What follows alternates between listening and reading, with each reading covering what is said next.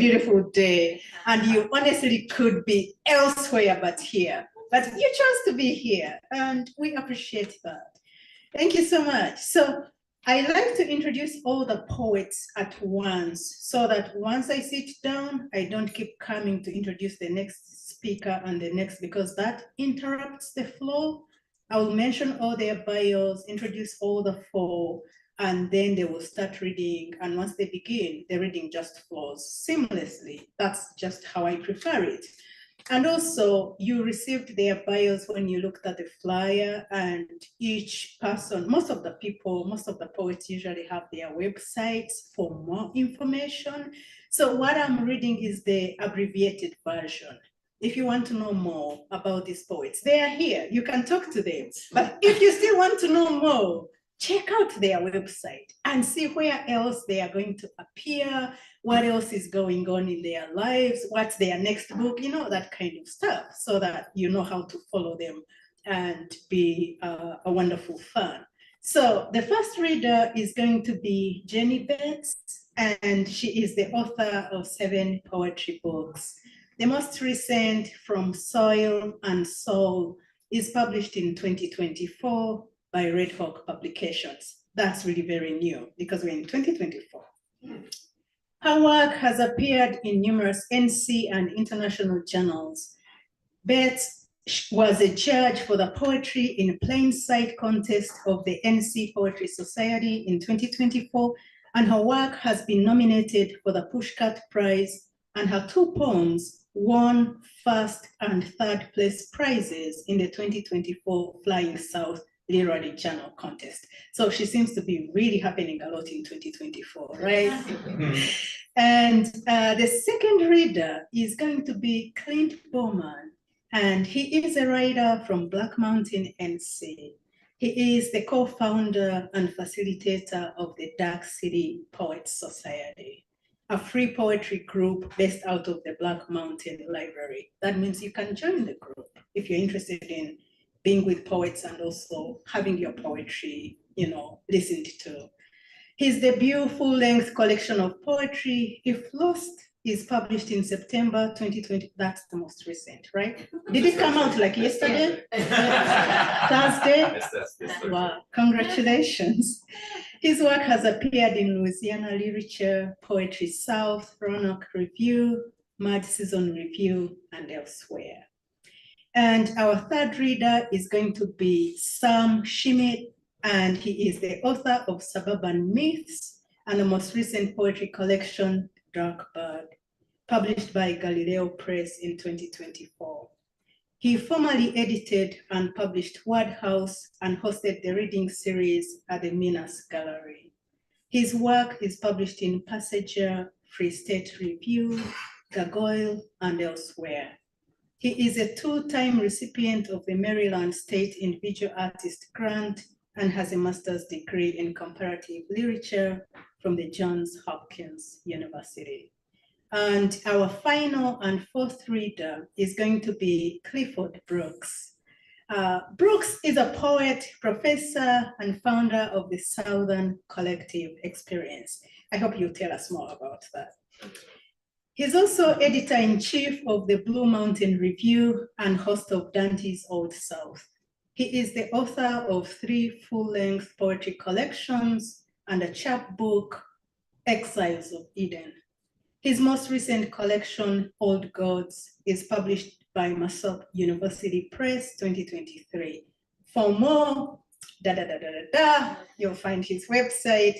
And without really wasting time, let me leave this space and just have the poetry flowing. So, Jenny Betts, you're welcome. Thank you.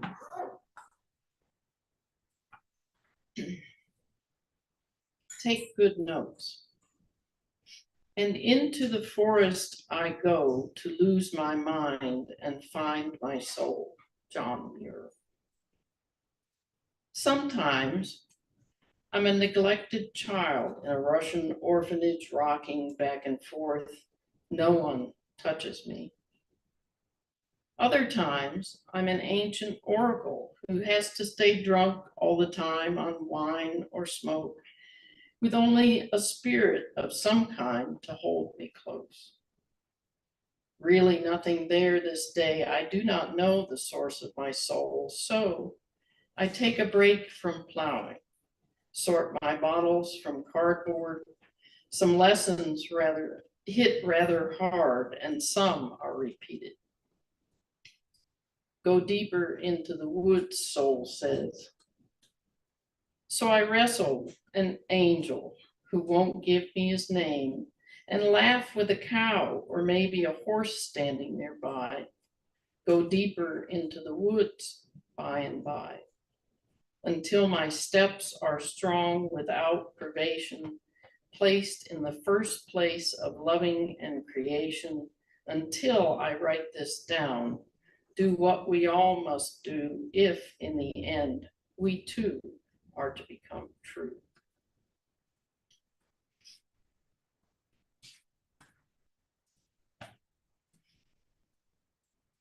Waiting for.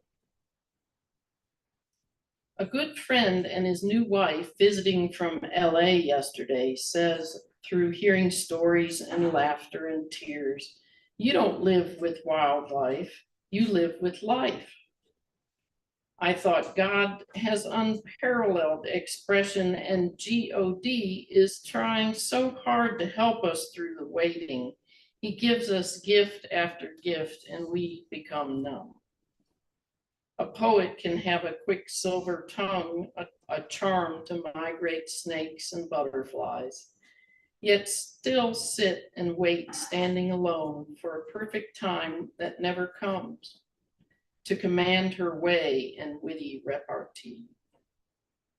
Faux extroversion, so it seems, and I am bathed in smoke once again, Venusian, mercurial, tongue-tied to extremes. Prayers erecting a honeypot for seagulls in the warm bosoms of bees. Stand alone, I wait in between, unicorn feet and piercing horn, a sacrifice for me. As I say to my friend and his wife from LA, their rented Tesla singing as it backs away, listen closely, you can hear the trees, reap with cloud, sow with wind.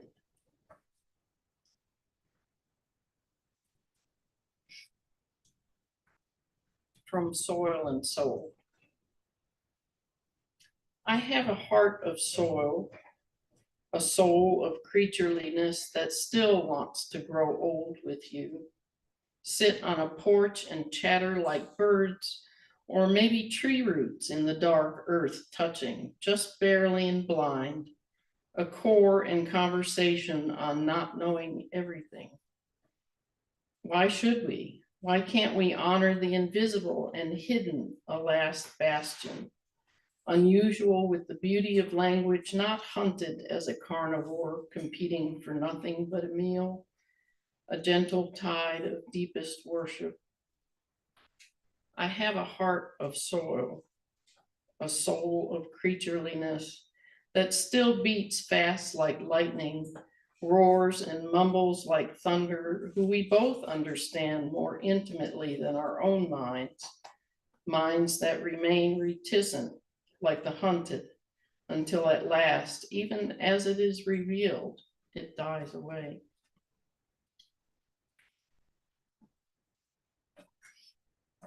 The source. What is the source? And does it invite or receive your invitation to join in it, with it? Would you source yourself out to, say, a dying rabbit? Is there illumination there or a lowering, like melting snow? We have met before on this bridge, I say to the wolf who eats the rabbit. He picks up a crow feather with his teeth, offers it to me, does not leave me to return across the bridge. Bear arrives. He stays by my side, speaks of renewal. I lay my hand on his massive head, but he turns, lumbers back across the bridge. Crow plucks another feather from his tail and drops it at my feet. Giving thanks like a cloud, crossing many landscapes, flies to my outstretched arm. We know each other well, Crow says.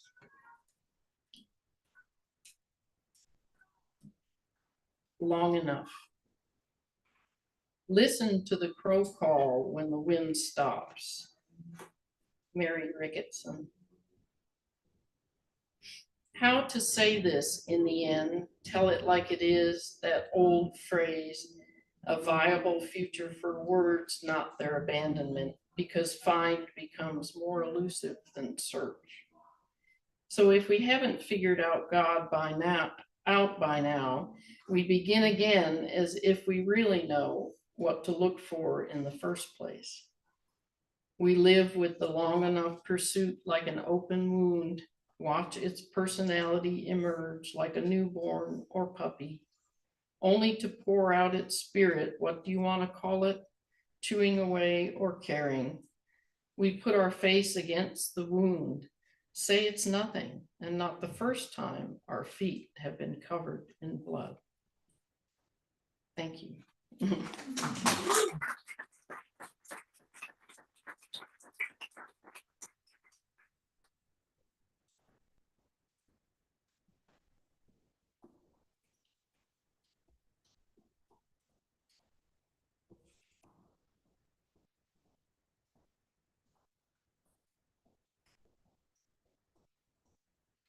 Hello, everyone. So my name is Clint Bowman. I'm a writer from Black Mountain, North Carolina. First off, I want to thank Mildred and Malaprops for having us all here this afternoon. I'm going to be reading from my debut full-length collection, If Lost, that came out this past Thursday through Loblolly Press. Also like to thank Andrew Mack for being here. He is the founder of Loblolly Press. And super excited about this book. It just came out this past Thursday. And I'm going to be reading a handful of poems from it. And I'm going to start with the first poem in the collection that's titled Ghost Town. I prefer this old town where there are plenty of ghosts to haunt you, where history whispers in your ear to not repeat a word it says. Nature cracks through pavement and climbs through storefronts. All the poems are there, but no one cares. Everyone tiptoes between contentment and complacency. The grocery clerk who knows everyone's diet is the happiest man in town. The uncontested mayor is the most miserable. I'm somewhere in between, staring at the same sky you'll look at one day. Centuries from now, you may hear me whisper in your ear to not repeat a word I say. So that poem is from the first section of If Lost. There's 3 sections in the book that are broken up into steps, and it's kind of steps to take when you're feeling lost. And step 1 of the book is establish your bearings, and so it kind of sets the scene of the whole book itself. And so Ghost Town is kind of the start of the whole collection. And this next one is titled A Veteran 2, kind of a fall poem. Bobby is burning leaves in his front yard again as more fall on the lawn and clog his gutters. Behind the barn, a mosaic quilt of warm hues suffocates the ground around his red-bellied tractor. This winter, a foot of snow will bury the leftover leaves, along with Bobby and his 60 years of Budweisers, hot dogs, and Camel cigarettes. After the flea market vendors leave his estate auction, milkweed and honeysuckle will overtake his bird feeders and silence his wind chimes. Next fall, leaves will cover his grave, but a small plastic flag will ascend beside his name.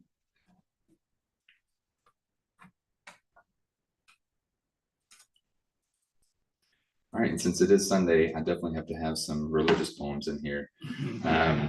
This next one is titled Muffled Chords. I grew up in the Methodist Church. I no longer go to the Methodist Church or any church, but I'm still a pretty religious person. And so all these poems that are religious kind of follow that theme. Muffled Chords. The broken blinds of the Sunday school room send a ray of light to the circle of elders praying for their dying congregation.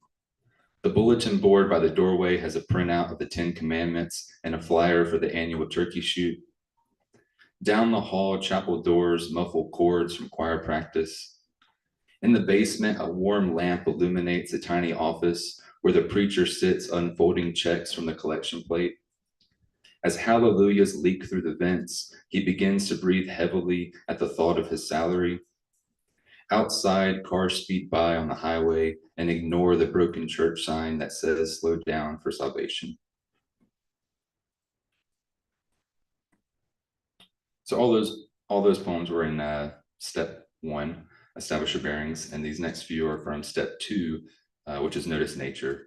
My full-time job is a recreation coordinator, so I do a lot of hiking and do a lot of river cleanups, and so I'm interacting with nature a lot. So these next few are the environmental poems. This one's titled Throw Me Back. I've memorized my moles to decipher them from ticks. When my skin starts moving, I know where to expect the itch. If you bushwhack, the woods will bite back. Yellow jackets euthanize you like a rabid intruder. Poison oak paints you with boiling blisters. Greenbrier hooks you like a fish caught by the gills. Your life is at the will of a million species, collectively deciding to set you free or let you bleed out. All righty. This next one is titled Pray, more religious themed poems, tying it in with nature. I'm flying back to my childhood, past cornfields laced with pesticides and sunrises wasted on sleep. When I was 5, I spent the entire summer collecting crickets in little mesh boxes. I stalked their flight patterns, snuck up behind them, and trapped their wings between my sweaty palms. I'd go hunting every day except Sunday, when I became the prey caught between stained glass windows. Inside these boxes, strangers study you like a new pet. They watch your every move and put food in front of your face to convince you it's a safe space. If you play along for a little while, they'll leave the latch unlocked, trusting you'll stay like an obedient follower.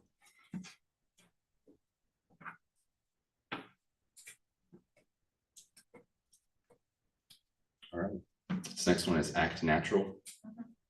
I hope I'm acting somewhat natural.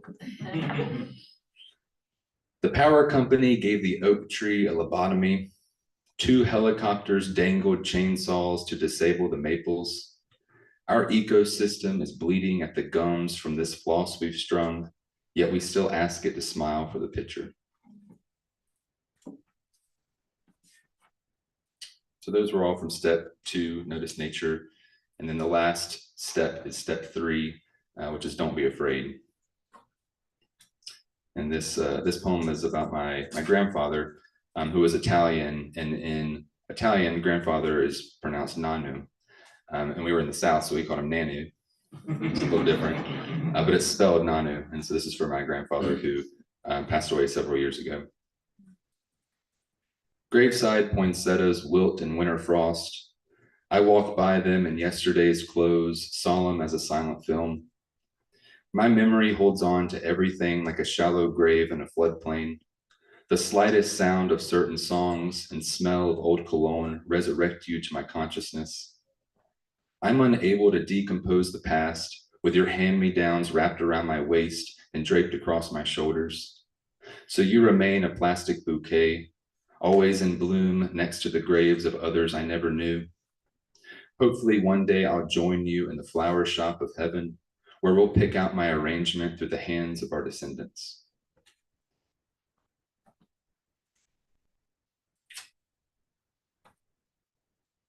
All right, another church poem.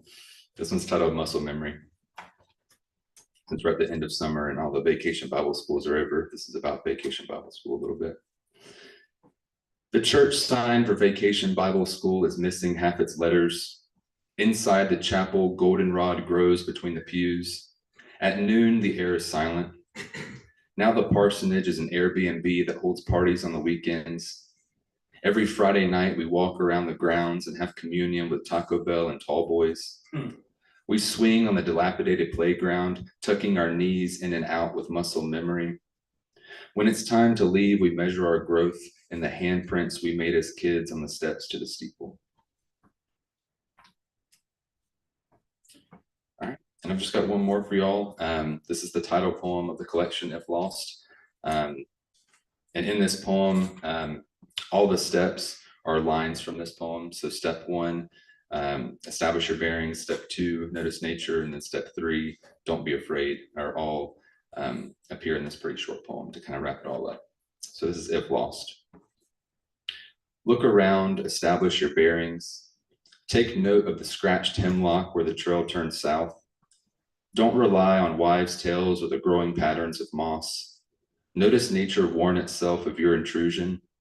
That warbler isn't singing to you, it's alerting the bear around the bend. Know your way out so you can tell someone lost one day. Go downhill if disarrayed. Act like water, don't be afraid. Thank you.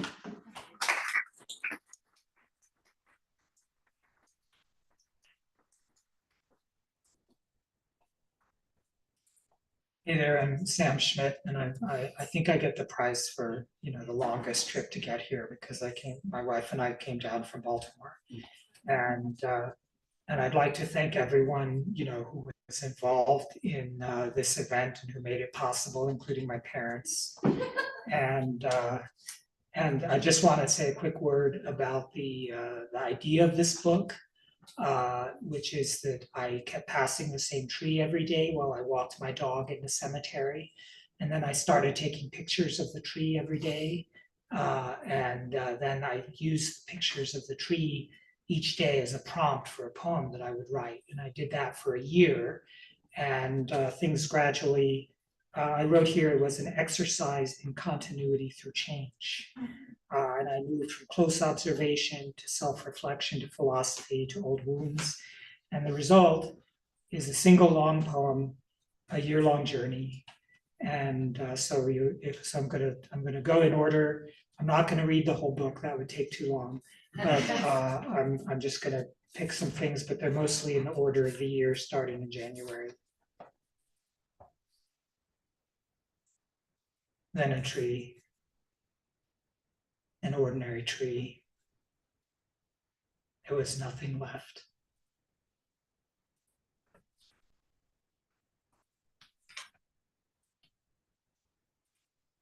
A distant cry, full of talons and fire, neither part of this world nor apart.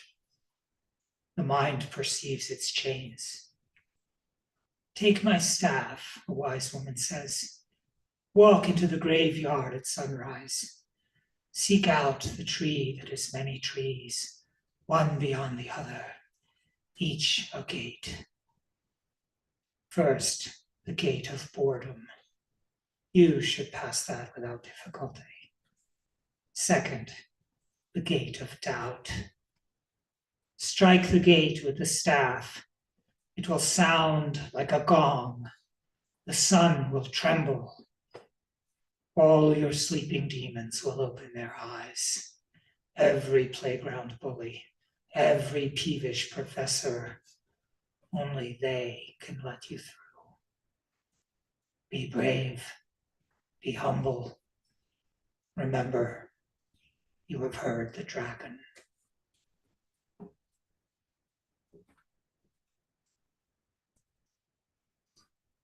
Beyond the cawing, the cold, something you can't hear is not quite silence.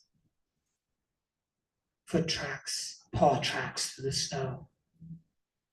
The mercury drops till even the wind freezes. The land lapses into stillness, odorless, as if it's a gelatin silver print. All the surfaces that gave to the touch are hard. Even ridges of mud were a hearse backed up, making ruts through the grass. The snow has a thin crust where it refroze. It sounds different under your feet. The tree, which had seemed to restere somehow, to exude a moist presence, is closed up into itself like a bone. Body's own heat, of faith in things absent.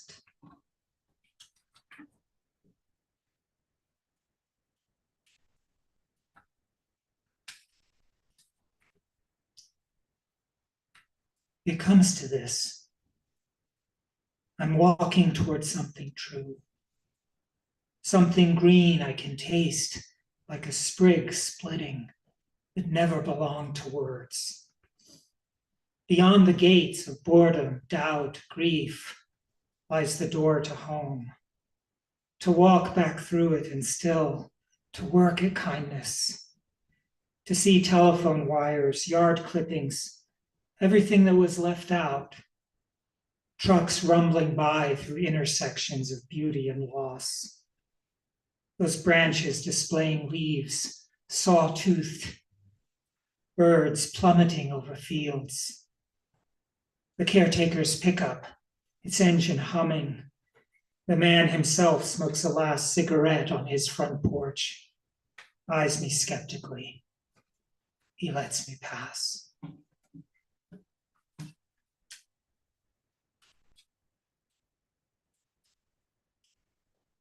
A man is looking inward at himself, seeing the forest of the inarticulate, those tall pines.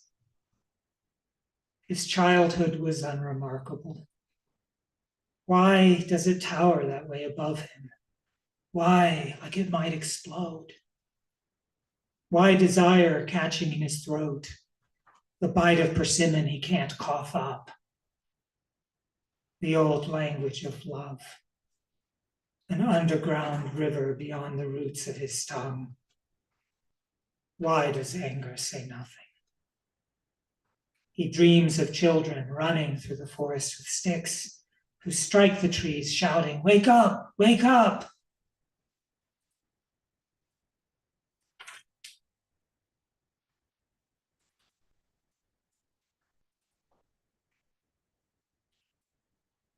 And this is for my wife, Virginia.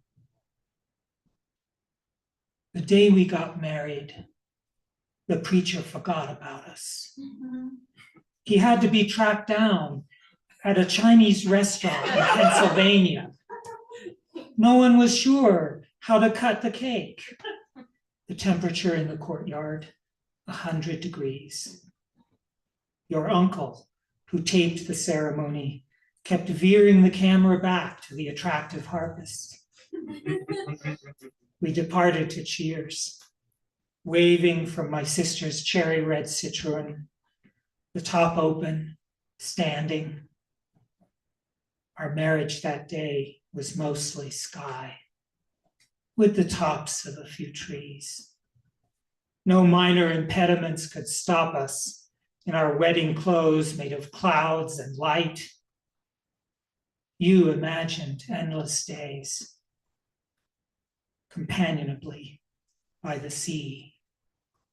I could hardly believe my luck, joined forever to my best friend. Over time, the world grew up into that picture. Branches, trunk, the roots, the entire tree, the shape of the land. Oh, my dear sweet peach, you've learned how I can trudge along. I've learned how your shadow self can gleam, knocking over furniture, looking for ways to escape. Our marriage includes everything falling apart, the tree being bare, then thrusting out leaves. The sky is bright. Behind it, as behind a screen, someone is frying an egg, installing a shower curtain, laughing or talking too loud. Our marriage includes power lines strung everywhere, dogs barking in smoldering yards.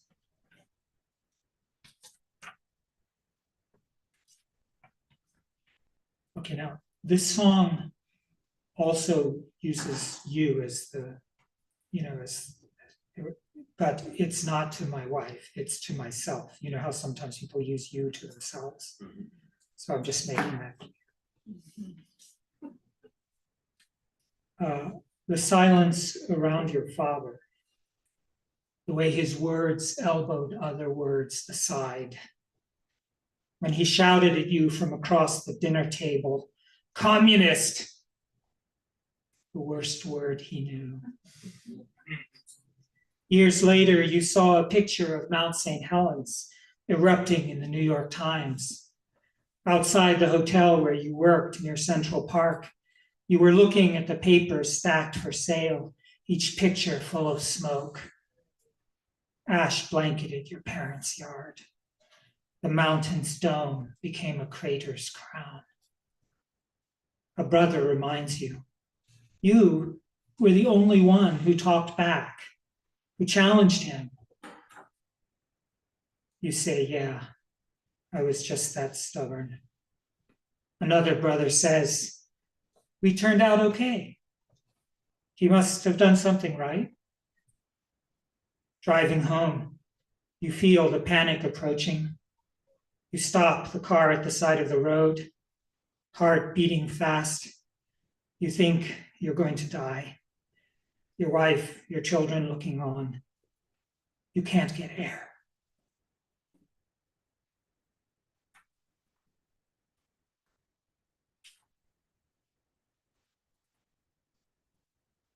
Okay, now we've got a fall poem.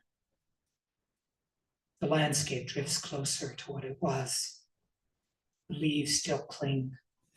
A fat cloud hugs the horizon. Above it, cirrus wisps tinged pink. The lawn in green and straw is dotted with graves. The crickets sing. Through them you hear a foreground, a background, stained by sound. A few leaves waver, a few have turned brown. At the end of the world, the fountain spouts trees, houses, the outline of a city, hills, the harbor, clouds. Go back far enough, the background stops changing. If it did change, it would do it slowly, a deep color deepening. Cloud rivers motionless until you see them flowing, a pristine leaf showing a fleck. The memory of towers falling. People leaping from the fire, suspended more than 50 floors up, till the background is still wherever you go. The moon follows you as you drive. Rows of trees accelerate between you. Even when you're in a crowd, even at a party, the moon is nailed to the sky. You try to say the color of what's colorless, how stillness moves, how silence is a sound, a roar, how your time here goes by like the tolling of a bell in a place where no bell has rung before. A slow walk past the tree each morning leaves a residue like smoke that stays with you all day, flows at night into your dreams. The grass, the trees, the clouds are a cloak you can wear, nonchalantly like a medieval squire. It's a good look on you. The chirp of insects makes a strong, soft wool, the felt of what was felt. The turning leaves are brown threads. The cloak is also made of driving those twisty roads to work, hills speeding down to traffic lights, the urgent feel of disc brakes. Take the fork upwards, shift gears, round the corner while the trees beside the road, the sky above the trees all shimmer. Then you're sitting at your desk in a cubicle, typing, talking on a phone, the sun shining through plate glass, the day inside you still moving relentlessly forward, as if you're still driving, still talking.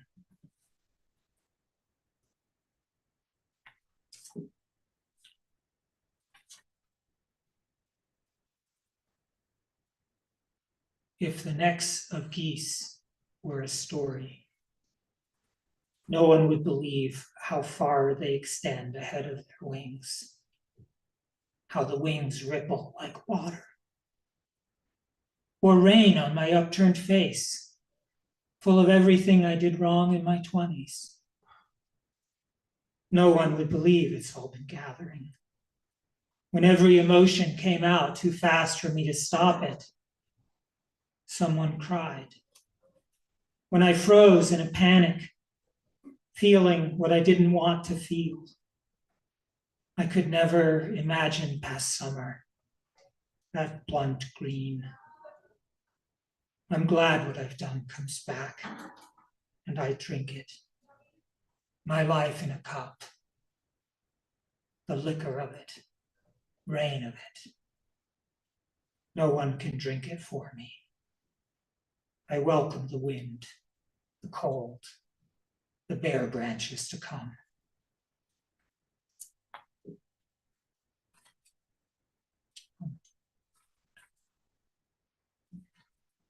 One more. I imagine my father as a boy. I love him like that. The prospect of me, not even dust, not even a scrap of paper swept up behind him. Startled sheep part ahead of him. Flocks of rock doves burst apart as he gallops to get home before dark, before on Bonnibel, his pony. I keep peeling scenes away till I realize with surprise I've broken through. A faint breeze blooms against me from the other side. I look out into the endless spirit of my dad. Imagine his eyes somewhere in the star-filled dark, looking back at me. The look I never saw when he was alive.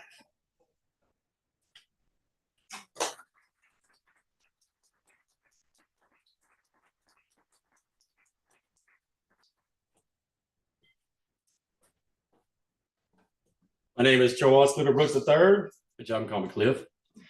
I know I'm just like an attorney, but I know a lot about the law, but probably the wrong side of it. I come from a long line of storytellers and also car salesmen. So if I begin to talk so fast that you have no idea what I did, but you suddenly want to buy a Chevy Tahoe, blame me. Blame me. This is my third book. And I enjoy catching the rarities in life on the page. My love of poetry led to the creation of my company called the Southern Collective Experience that actually encompasses the entire nation and actually broken into France and Ireland recently. The reason that I did that is I wanted to prove that artists could play well together on the field and at home. I invite any of you to look into it, as well as in the magazine, the Blue Mountain Review, and my NPR show, Dante's Old South. The reason I direct these things to you is because I want to bring color to your life. And I want to bring a vibrance of different voices that sing in unison without trying to make a point of it. Music is the reason I write poetry. I tell this story often that early in my youth, I wanted to be a musician. I'm autistic. So in my flavor of autism, I adore music. It's everything that I can do. I abhor silence. It drives me nuts. And I wanted to early be a musician, but I learned quick enough that that wasn't going to happen for me. I know enough to be dangerous. When I was young, I wondered why it didn't bother me more. I knew that at that age that, again, this should be something that's, that's crushed me. The reason it didn't is because much later when I began to write poetry, I found out that I could weave that on the page. I love to write about nature. The first one is one of these and one of my favorite spots in the world, just below Athens, Georgia, go Dogs, in Lexington.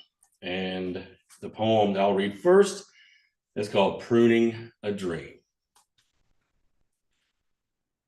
What is it about a tree? In my hand, a pruning tool necessary for the dream. I'm a gardener, careless as a cricket, anxiety anchored on the back of beetles. Boulders urge a river around us. On water-slicked rocks, cross-legged and unlicked by life, we don't cheapen the silence with speech. Beside a berm, stone is made by man into a dam. Water moccasins breach its levee. A snapping turtle hisses. One blue heron stands aloof. Frogs croak so loudly, cicadas can't be heard. Birds create shadows between light and the ground. We wait, then roll over. Too late to see sparrows. We are again alone with the sun. Trees, they fray upwards like wicks and splay. Burning green, rain feeds, and God waylays decay.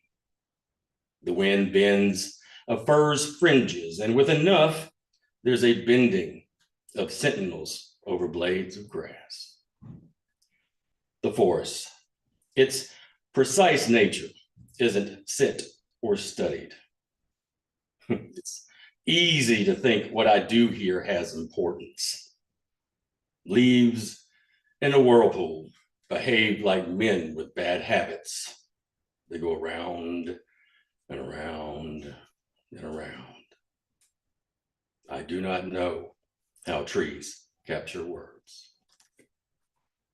Turning a dream. This next one, when I was in my 20s, I was foolish, and I probably should say I was much younger than that, but I was a grown person when this happened. I saw a bear back behind my trash cans, and I fed it a hot dog off a cloak hanger. Yes, it is that funny. I was caught doing it, and I got fussed at, but here I am, unmarred and unmaimed. I call it hummingbirds and robber barons. Hummingbirds glint like blades. My best guess is that God designed them to cut hold of mathematics from the fowl's small wings. Possums squirrel through trash. Last night they smashed and squalled and hissed. A bear arrived and bandits, a quiet riot, robber barons dined. And in the early hours, bearded vandals zipped up, regrouped, and vanished. I didn't put the hot dog thing on there because I didn't think that was very poetic. I like to admit that in small groups and on the internet, but here we are. I love mythology. I love the most ancient of storytelling. I enjoy using it too to prove that it doesn't have to be cryptic. Typically, I see it used as a crutch to try and sound smart. And then, what does that mean? Well, you must have an ability to believe that. Come on. If the poetry, thank all of y'all for doing this too, and Malaprops for doing this. All of y'all are fantastic. Thank you. The accessibility of a poem, I think, is everything. If you can't see yourself into it, why even sit anywhere near it? And if you wonder, if you think a poem of mine is about something, I guarantee you 99% of the time it's about just that. I'll leave enough wiggle room for you to see yourself, but not enough to get lost. You know what I'm saying? This one's called Wanting Romulus. It's about my little brother and I. Loosely, I don't get into the scandal of things. He and I are fantastic now. And in the past, as brothers and sisters always do, we've had our tiffs. And so I always think about the Romulus and Remus myth. And this one's called Wanting Romulus. Wanting Romulus grows into an olive tree where fruit refuses to ripen. The ruler's homespun clothes, a cup from the wolf who nursed him, hewn into each other always, the two brothers chew bitter roots. In the 1980s, Remus shared stitches with Romulus, young mouths unburdened by fear of looking foolish, not certain how the dead frown when they speak. Romulus confesses his quest for fame became strained hands that clapped his brother's pale face. Murder made the news. Pillars stabbed into the earth. A king's kids, the result of arduous work and consequence. Homeless, old hats left on a hook to regain the sky. Anybody ever wrote a poem and they ask you what it's about and you go, oh, you ever done that? I have 6 or 7 of those in here. And honestly, I've had a couple of occasions somebody come up and say like, I love that one poem you read. And then they told me their interpretation. I'm like, slow down, slow down, slow down, slow down. That's awesome. The next book I'm working on is an epic poem called The Salvation of Cowboy Blue Crawford. And it's an autobiographical piece where I'm trying to come to terms in the middle of my life into this lot that I found. You know, again, I'm at this point where I'm trying to decide which way I want to go in life, how I want to stay there, how I want to sit there, do I want to sing? I just got engaged. I'm getting married. I didn't just get engaged, I'm about to get married. I've been engaged for a hot second. So, but in this story, again, it's set in the West, and it's not in the West, in the South, across it in this travel from Fort Worth, Texas, into Charleston, South Carolina. And the reason that I write is that everything to me is a trip. Everything to me is a journey. And this is a piece of the story here in the Old Gods.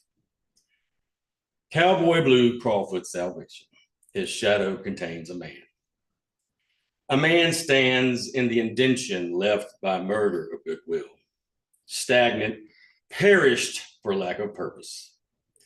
Incivility, droll, dopamine-induced dilation of the eyes, haunted, hinged to a hurricane.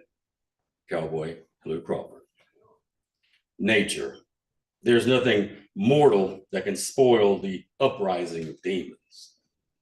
This is not an allegory, but an explosion throughout the South that incinerates the commonplace as well as man's unquestioning tendency to hate it. Wendigo and thistle dope, then the Miss Dixie. Whimsy behind the Piggly Wiggly, abreast of knotted snakes. This atom bomb embodies no soul or sinew. It's unrest that's yours to execute. Mourning astride Miss Dixie, she, the tool useless to fix sin that blue won't refuse. Boxes of bullets, forever infused blood, blueberries and cream enjoyed on a quiet road. Hands, nails too long for witchcraft, and lips too dark to speak of it. Baton Rouge refuses to release Miss Dixie. She is cupped like a baby bird. Her memory to blue is like nesting.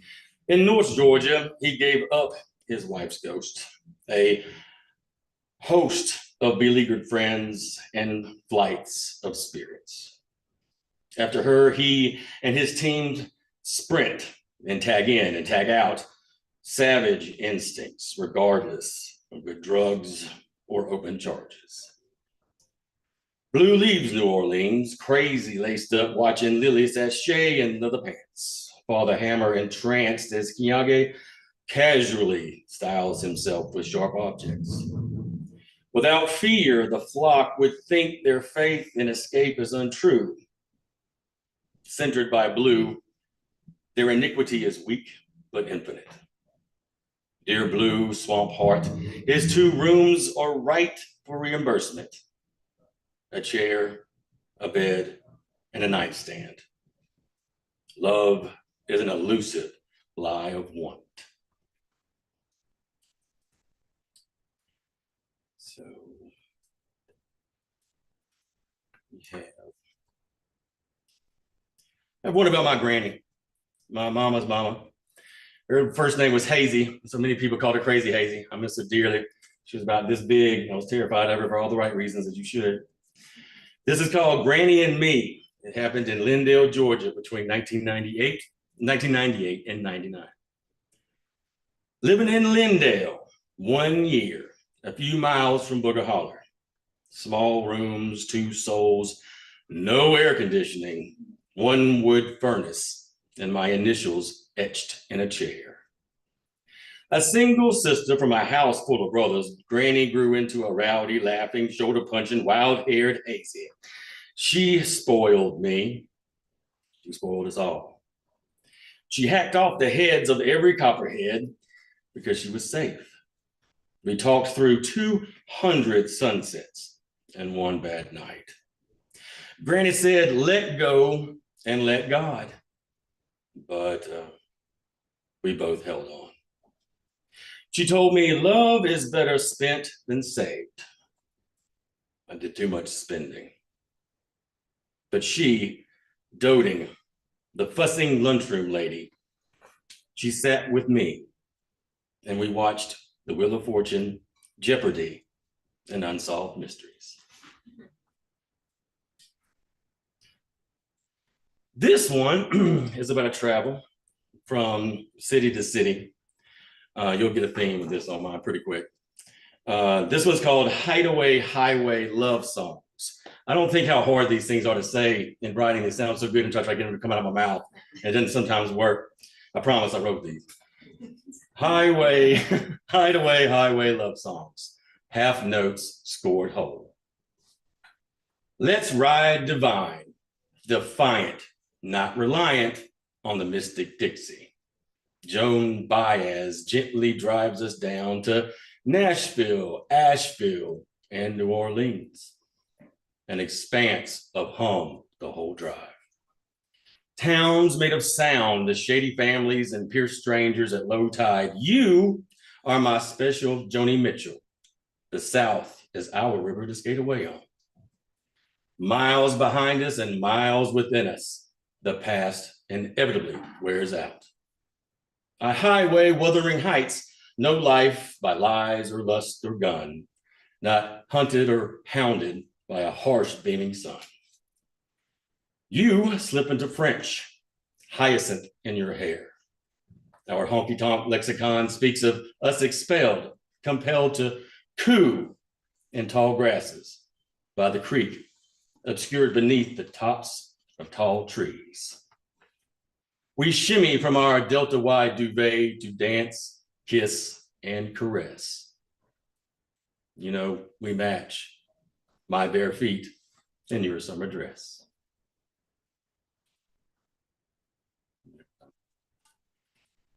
This one is called Ingest the Expanse.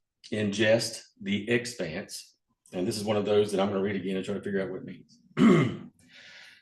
The sky, a naked place, an awful quiet across 4 bludgeoned corners. The jest, the expanse, I believe in nights, Rilke, lilac and lights, the duende, inspiration and pixie, delicious bouquets, Augustus leaves in the nave. Incandescent rubles spark Tesla's arcs of diamonds, night lights, afternoons, almost twilight. The dark carves out scars to rub dirt in. Sit aside arcade fire and dangle a metered sun. Recollection runs over hands cupped, spilling marbles rounded with age. No disease, no broken tagles, no scathing hours. So if y'all have any ideas, y'all can tell me and I'll tell it through with that.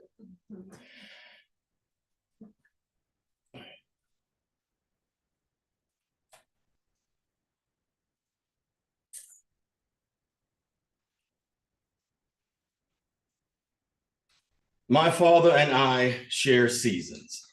I used to hang out with my daddy every Sunday. He's still here. It's just in the past. And every Sunday we would take a moment. He's very much like me, where I don't know if y'all ever call somebody and say, can we hang out but not talk? I don't know if you've got that friend, you want company, but you don't actually want to engage, or is that just super autistic? I think it's super autistic. You know, I want to see your face, but not hear your mouth. I know that sounds terrible, but yeah, it probably does. I should keep that to myself. All right. Thank Jesus, but nobody does anything. My father and I share seasons. A ruby ribbon of fleeting light over pecan trees. Branches vacant of shell-wrapped gifts. Dad and I see the sky. Work with necessary silences. We ticked off our time felling trees, learning land lies, and keeping bees. Pop pointed out, good luck is a lie. Success is a soap opera. And wisdom is freedom earned. And finally, to my heart, if the want is stress and worry, piss on it. Is this recorded? Is this? Oh, it is? Awesome, awesome, awesome. I'm gonna text from my mom on my phone right now. What are you? This one was from a writing group, and I honestly don't know where this one came from. I saw a child with a drawing in crayon in a subway. And typically, vast majority of the time, I feel like whatever we're writing, we've either seen, experienced, or watched firsthand. And this is one of those that's a loophole for me. I don't know what kind of window it was in, but I enjoy the sight. And it's called A Child's Drawing Found on a Subway. In an innocent hand, a drawing, a monk, children at play, sisters and a brother through brambles, snowdrifts, dogs, coyotes, and drunk mothers. An absent father and stick figures catch fish too frail for food. Crayons feed the artists. Subway cars blast past, the drawing tears. those children. I never agreed on kids, never considered it. Voices trail off, places and lives, the doors close, and strangers whoosh away. Thank you.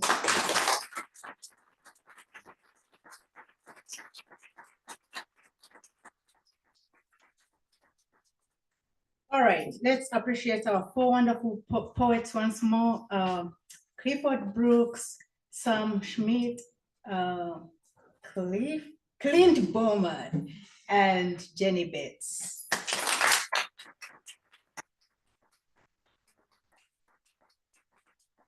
Have their books at the counter, so what you will do, you will just proceed across this row and get as many books as you want. Buy for friends, for your children, for your pets, anybody who can appreciate a book. Just get as many as you want. And then we're going to have the poets here. We'll have a table where they're waiting for you to bring the books and they'll autograph for you. And we have removed the cost for autographs, so they are free. And that's an incentive for you to buy the books and get a free autograph, right? All right, thank you so much for being here. I hope to see you again on October 6th. That is the first Sunday of October. We will have the next Poetry/Quartet event. And you've been a wonderful audience, so I hope to see you again. Thank you so much.